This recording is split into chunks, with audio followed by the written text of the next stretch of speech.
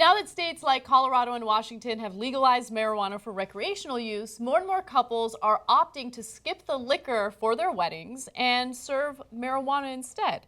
Now, one of the reasons why they're doing that is because it turns out it's a lot cheaper to skip the alcohol and serve marijuana.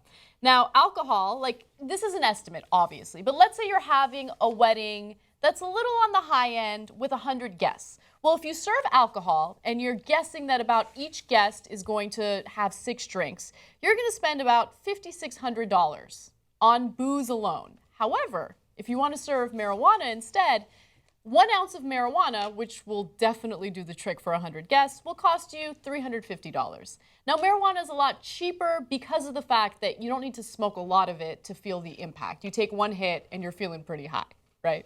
You know when your mouth is dry, you're getting high. Anyway. Apparently so. Yeah. Apparently someone knows. All right, so amazing facts already pouring out of this story. Yeah. Number 1, the average number of drinks a person has at someone else's wedding is 7. That's insane. I don't know. I don't drink that much because, so you can tell by my surprise, 7 per person. That's the average. So that means some people aren't drinking at all. Some dudes are having 12, 14 in a wedding. I know. And it's unreal.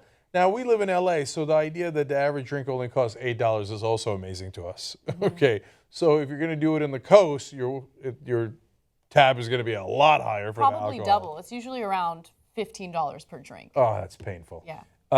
The average American wedding now costs $31,213. Mm-hmm. What are we doing? We're bankrupting ourselves. You know, you got all these loans already for your car, for your house, for your education. You're going to put a $31,000 loan on top of it. Why? Because everybody's got to have 7 drinks at your wedding. But this is a good option for making it cost less. So another thing I loved in this story, I now know what a bud tender is. Mm-hmm. Not a bartender, but a bud tender. Yeah. And that is such a cool word. I didn't know that it existed. Did you know about that? No, because this is a brave new world, right? Like this isn't something that's happened for a long time. I mean, we only have a few states that have legalized marijuana for recreational use. So only now can we have something like a bud tender. Yeah. By the way, it turns out bud tenders are super relevant because, so for example, if you're eating an edible, there's a lot of things. You could hit a bong. How cool would this wedding be? They're like, okay, hey, everybody, mom, dad, grandma, sorry, we don't have alcohol, but we have any kind of pot you want.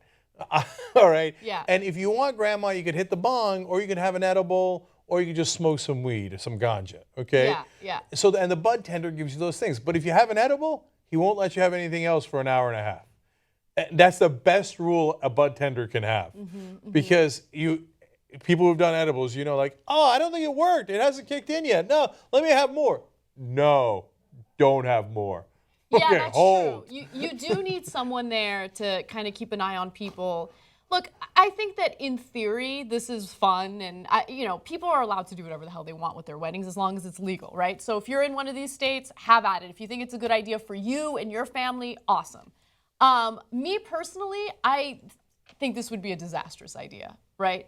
Because you're making an assumption that everyone at your wedding is aware of what marijuana is going to do to them. Look, I know that there are general things that happen to most people, right? But marijuana impacts people differently. So I'll give you a quick example.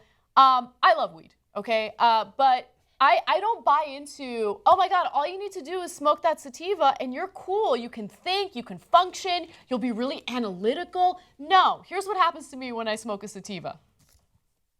I know. Like, it's going to be the calmest wedding of all time. It's like, nobody's dancing, nobody's doing anything. Yeah. But on the other hand, your food bill will go up. That's exactly right. But yeah, I want people to dance and have a good time. And marijuana has a different effect compared to alcohol. Alcohol gets people rowdy and they have a different kind of fun. feel. Yeah. Yeah. But and you're right too about how it affects different people differently. So for example, if you were serving marijuana at your wedding, and like there's no way I'd take it because I'd go, I go psychedelic. Yes. So I'd be like, whoa, there are wolves coming out of the walls. Yeah. Okay, right? And I mean, I don't know what crazy shit I'd do. So, although that might be fun too. Right. And then, of course, the biggest problem is, like, how do you know everybody at the wedding wants pot? That's right. I mean, half the people are going to flip the fuck out. You're doing what at your wedding?